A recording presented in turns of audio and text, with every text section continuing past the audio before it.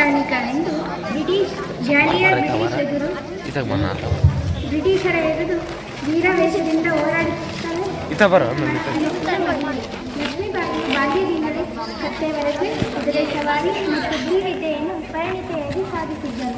ಇವರ ಒಂದು ನಾರಿಯ ಚಿಕ್ಕ ಸೇನೆಯನ್ನು ಕಟ್ಟಿ ಅವರಿಗೆ ಬಿಲ್ಲು ಬಾಣದ ಪ್ರಯೋಗ ಮತ್ತು ಕುದುರೆ ಸವಾರಿ ಮತ್ತು ಮಲ್ಲಕೋಟೆಗಳನ್ನು ಹೊಡೆಯುವ ಕಲೆಯನ್ನು ಕಲಿಸುತ್ತಿದ್ದರು. ಹಾಗೂ ಒಂದು ನಾರಿಯರ ಚಿಕ್ಕ ಸೇನೆ ಕಟ್ಟಿ ಅದಕ್ಕೆ ಜಲಕಾರಿಬಾಯಿಯನ್ನು ತನ್ನ ಅಕ್ಕ ಸಖಿಯನ್ನು ಸೇನಾಧಿಪತಿಯಾಗಿ ನೇಮಿಸಿದ್ದರು. ಈಗ ಪಾತ್ರಗಳ ಪರಿಚಯ. ಸಾಮಂತನ 2ನೇ ಪಾತ್ರದಲ್ಲಿ ನಾನು ಶ್ರೀದೇವಿ ಹೆಸರು. ಸಾಮಂತನ 1ನೇ ಪಾತ್ರದಲ್ಲಿ ನಾನು ಸಾನಿಕಾ. ನಾನಾ ಸಾಹೇಬಿನ ಪಾತ್ರದಲ್ಲಿ ನಾನು ಸುಪ್ರಿಯಾ.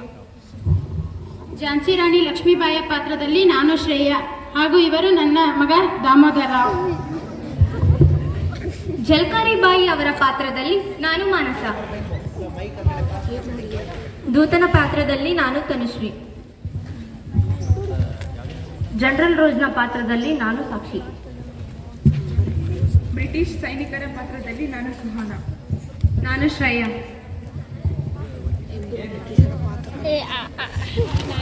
ದೃಶ್ಯಾವಳಿ. ಝಾನ್ಸಿ ರಾಣಿ ಲಕ್ಷ್ಮೀಬಾಯಿಯು ತನ್ನ ಅರಮನೆಯಲ್ಲಿ ವಿಶ್ವಾಸ ಪಾತ್ರವಾದ ಸಾಮಂತರೊಡನೆ ಹಾಗೂ ದತ್ತುಪುತ್ರನಾದ ದಾಮೋದರ ಮತ್ತು ನಾನಾ ಸಾಹೇಬರೊಂದಿಗೆ ಚಿಂತಿತ ಅವಸ್ಥೆಯಲ್ಲಿ ಕುಳಿತಿದ್ದಾಳೆ.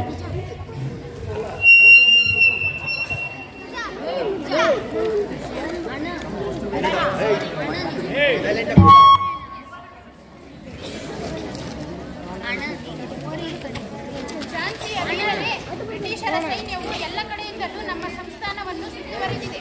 ಯುದ್ಧವು ತೀವ್ರಗತಿಯನ್ನು ಪಡೆದುಕೊಳ್ಳುತ್ತಿದೆ. ನಮ್ಮ ಕೆಲವು ಯೋಧರು ವೀರಮರಣವನ್ನಪ್ಪಿದ್ದಾರೆ. ಬ್ರಿಟಿಷರ ಕೆಲವು ಸರದಾರರು ಹಣ ಅಧಿಕಾರದ ಆಸೆಗಾಗಿ ಆ ಬ್ರಿಟಿಷರ ಕೈ ಜೋಡಿಸಿದ್ದಾರೆ.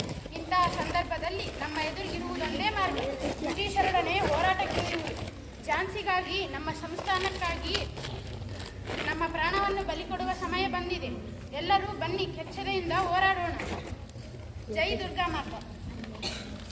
ರಾಣಿಯವರು ಕ್ಷಮಿಸಬೇಕು. ಝಾನ್ಸಿಗಾಗಿ ನಾವು ನಮ್ಮ ಪ್ರಾಣವನ್ನು ತ್ಯಾಗ ಮಾಡಲು ಸಿದ್ಧರಾಗಿದ್ದೇವೆ.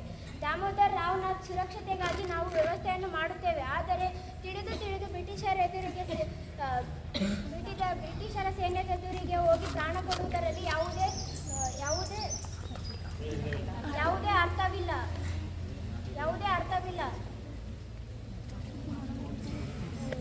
ಯಾವುದೇ ಅರ್ಥವೂ ಕಾಣುತ್ತಿಲ್ಲ ಮಹಾರಾಣಿ. ಯಾವುದಾದರೂ ಉಪಾಯದಿಂದ ಈ ಕೋಟೆಯಿಂದ ನಾವು ಸುರಕ್ಷಿತವಾಗಿ ಹೊರಟು ಪುನಃ ಈ ಸೈನ್ಯವನ್ನು ನಾವು ಸೂಕ್ತ ಎಂದು ಅನಿಸುತ್ತದೆ.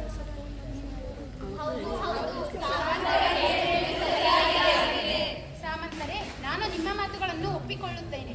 ಆದರೆ ಆ ಬ್ರಿಟಿಷರ ಕಣ್ಣು ತಪ್ಪಿಸಿ ನಮ್ಮ ಕೋಟೆಯಿಂದ ನುಸುಳಿಕೊಳ್ಳುವುದು ಸುಲಭದ ಮಾತಲ್ಲ. ನಿಮಗೆಲ್ಲ ಗೊತ್ತೇ ಇದೆ. ಬ್ರಿಟಿಷರ ಕೆಲವು ಸರದಾರರು ನಮ್ಮೊಂದಿಗಿದ್ದಾರೆ. ಅವರು ನಮ್ಮ ಚಿಕ್ಕ ಚಿಕ್ಕ ಚಲನವಲನಗಳನ್ನು ಗಮನಿಸುತ್ತಿದ್ದಾರೆ.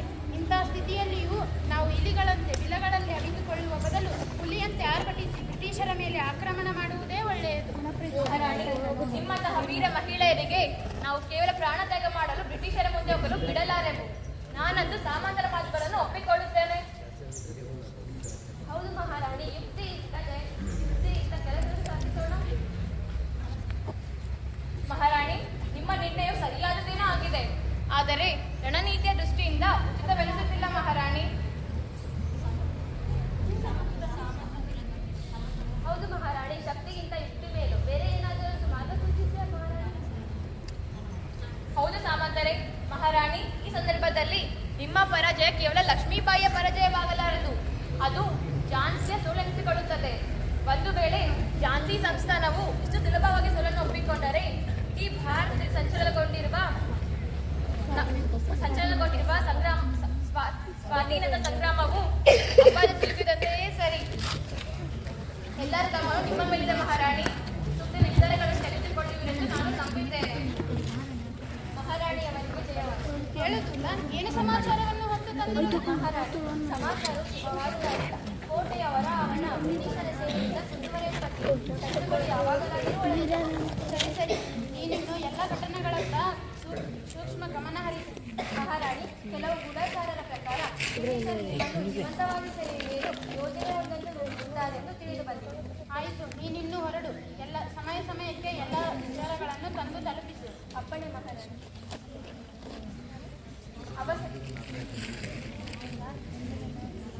ಅವತರಿಸಬೇಡಿ ಮಹಾರಾಣಿ.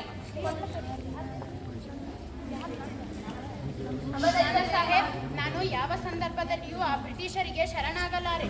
ನಾನು ಝಾನ್ಸಿಗಾಗಿ ಹೋರಾಡುತ್ತಾ ವೀರಮರಣವನ್ನಪ್ಪಲು ಬಯಸುತ್ತೇನೆ. ನೀವು ನನಗೆ ಯುದ್ಧ ಮಾಡಲು ಅವಕಾಶವನ್ನು ಕಲ್ಪಿಸಿಕೊಟ್ಟರೆ ಸಾಕು. ಸತ್ತರೆ ವೀರಸ್ವರ್ಗ, ಗೆದ್ದರೆ ಝಾನ್ಸಿ ನಮ್ಮದು. ಅವತರಿಸಬೇಡಿ ಮಹಾರಾಣಿ. ಕೊಂಚ ನಿಧಾನವಾಗಿ ಯೋಚಿಸಿ ನೋಡಿ. ನಮಗಿರುವುದು ಒಬ್ಬಳೇ ಮಹಾರಾಣಿ, ಅದು ವೀರವನಿತೆ ಲಕ್ಷ್ಮೀಬಾಯಿ. ಇಂತಹ ವೀರ ಮಹಿಳೆಯನ್ನು ಕಳೆದುಕೊಳ್ಳಲು ಆಗುವುದಿಲ್ಲ ಮಹಾರಾಣಿ. ಮಹಾರಾಣಿ ಅವರಿಗೆ ಜಯವಾಗಲಿ. ಬಾಬಾ ಜಲಕಾರಿ, ಸರಿಯಾದ ಸಮಯಕ್ಕೆ ಬಂದಿರುವೆ. ಹೇಳು, ನಿನ್ನ ನಾರಿ ಸೇನೆಯ ತಯಾರಿಗಳೇನು? ಮಹಾರಾಣಿ, ನಮ್ಮ ನಾರಿ ಸೇನೆ ಪಡೆಯು ಈ ಯುದ್ಧದಲ್ಲಿ ಹೋರಾಡಲು ಸನ್ನದ್ಧರಾಗಿದ್ದಾರೆ. ನಿಮ್ಮ ಆಜ್ಞೆಯನ್ನೇ ನಿರೀಕ್ಷಿಸುತ್ತಿದ್ದೇವೆ. ಆದರೆ ಏನದು? ನಿಸ್ಸಂಕೋಚವಾಗಿ ಹೇಳು ಜಲಕಾರಿ. ಮಹಾರಾಣಿ, ನನ್ನ ಈ ಉದ್ದಟತನಕ್ಕೆ ಕ್ಷಮೆ ಇರಲಿ. ನನ್ನದೊಂದು ಕೋರಿಕೆ ಇದೆ. ಹೇಳು, ಏನದು? ಮಹಾರಾಣಿ, ಈ ನಿರ್ಣಾಯಕ ಯುದ್ಧಕ್ಕೆ ನಿಮ್ಮ ವಸ್ತುಗಳಾದ ಗುರಾಣಿ, ಕತ್ತಿ, ರುಮಾಲುಗಳು ಬೇಕಾಗಿವೆ. ನಿನ್ನ ಈ ಉದ್ದಟತನಕ್ಕೆ ನಾನು ಮನ್ನಿಸಿದ್ದೇನೆ.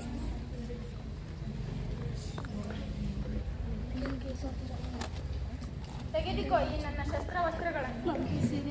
ಝಾನ್ಸಿಗೆ ಜಯವಾಗಲಿ.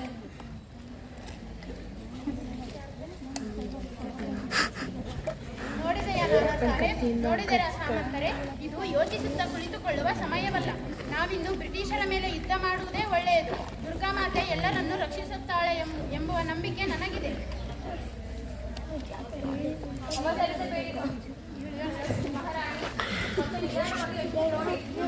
ಒಬ್ಬಳೇ ಮಹಾರಾಣಿ, ಅದು ವೀರವನಿತೆ ಲಕ್ಷ್ಮೀಬಾಯಿ. ಇಂತಹ ವೀರ ಮಹಿಳೆಯನ್ನು ನಾವು ಕಳೆದುಕೊಳ್ಳಲು ಆಗುವುದಿಲ್ಲ ಮಹಾರಾಣಿ. ಅರೆ ಜಲಕಾರಿಬಾಯಿ, ನೀ ಅನ್ನು ಥೇಟ್ ಲಕ್ಷ್ಮೀಬಾಯಿ ಎಂದೇ ಕಾಣುತ್ತಿರುವೆ ಅಲ್ಲ? ಒಂದು ಕ್ಷಣ ನಾನೇ ನಂಬಲಾಗಲಿಲ್ಲ. ನಾನಾ ಸಾಹೇಬರೇ, ನೀವು ಸರಿಯಾಗೇ ಹೇಳುತ್ತಿದ್ದೀರಿ. ನಾನು ನೋಡಲು ರಾಣಿ ಲಕ್ಷ್ಮೀಬಾಯಿ ರೀತಿಯಲ್ಲಿರುವುದು ಬಹುಶಃ ನನಗೆ ಇದೇ ಸಾರ್ಥಕವೆನಿಸಿಕೊಳ್ಳಬಹುದು. ಅರೆ, ಒಗಟಾಗಿ ಮಾತನಾಡಬೇಡ ಜಲಕಾರಿಬಾಯಿ. ನಿನ್ನ ಯೋಜನೆ ಆದರೂ ಏನು? ಬಿಡಿಸಿ ಹೇಳು. ಕ್ಷಮೆ ಇರಲಿ ಮಹಾರಾಣಿ. ನಾನು ನನ್ನ ನಾರಿ ಸೇನೆಯೊಂದಿಗೆ ಹೊರಟು ಬ್ರಿಟಿಷ್ ಸೇನೆಯನ್ನು ಚದುರಿಸುವ ಪ್ರಯತ್ನ ಮಾಡುತ್ತೇನೆ. ಬ್ರಿಟಿಷ್ ಸೇನೆಯು ನನ್ನನ್ನು ಮಹಾರಾಣಿ ಎಂದು ತಿಳಿದು ಬಂಧಿಸುವ ಪ್ರಯತ್ನ ಮಾಡುತ್ತಾರೆ. ನನ್ನ ಗೆಳತಿಯರೆಲ್ಲರೂ ಬ್ರಿಟಿಷ್ ಸೇನೆಯನ್ನು ಚದುರಿಸಲು ಕಾತುರದಿಂದ ಕಾಯುತ್ತಿದ್ದಾರೆ. ಅಷ್ಟರಲ್ಲಿ ಮಹಾರಾಣಿಯು ದಾಮೋದರನ ಸಹಿತ ಕೆಲವು ವಿಶ್ವಾಸಾರ್ಹ ವೀರ ಸೈನಿಕರೊಂದಿಗೆ ಕೋಟೆಯ ದೂರದ ಸುರಕ್ಷಿತ ಸ್ಥಳವನ್ನು ತಲುಪಬಹುದು. ಇದು ನನ್ನ ಯೋಚನೆ ಆಗಿದೆ ನಾನಾ ಸಾಹೇಬರೇ. ಅರೆ ಜಲಕಾರಿ, ನಾನು ತಿಳಿದು ನಿನ್ನನ್ನು ಮೃತ್ಯುವಿನ ದೊಡೆಗೆ ತಳ್ಳಲೆ ನನ್ನಿಂದಾಗದು. ಮಹಾರಾಣಿ, ಜಲಕಾರಿಬಾಯಿ ಹೇಳಿದ್ರು ಸರಿಯಾಗೇ ಇದೆ. ಆಕೆ ಯೋಜನೆ ಅಂತೆಯೇ ಆಗಲಿ, ನಡೆಯಿರಿ. ಝಾನ್ಸಿ ರಾಣಿಯವರಿಗೆ ಜಯವಾಗಲಿ. ಝಾನ್ಸಿ ರಾಣಿಯವರಿಗೆ ಜಯವಾಗಲಿ.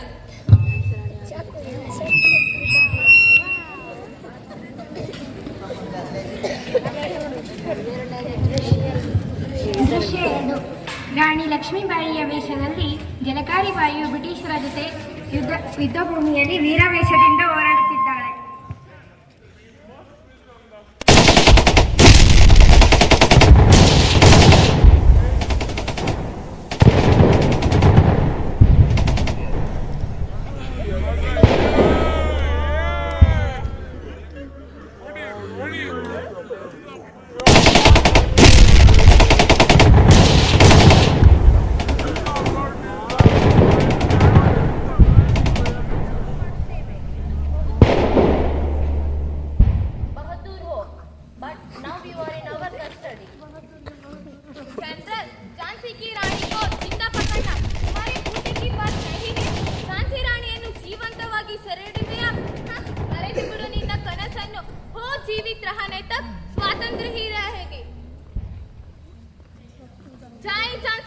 ಎತ್ತಿಡಿಕೊಳ್ಳಲೆ ತಲಿ ಬರ್ತಾವು. ಕತ್ಲ ಕಾಣದತ್ಲ ಹಿಂದೆ.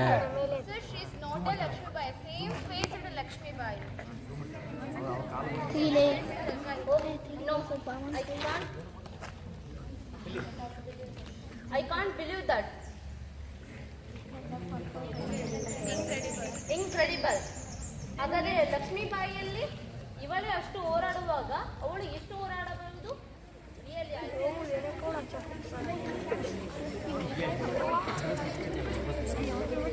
ಮಾಡಬೇಕಾದ್ರೆ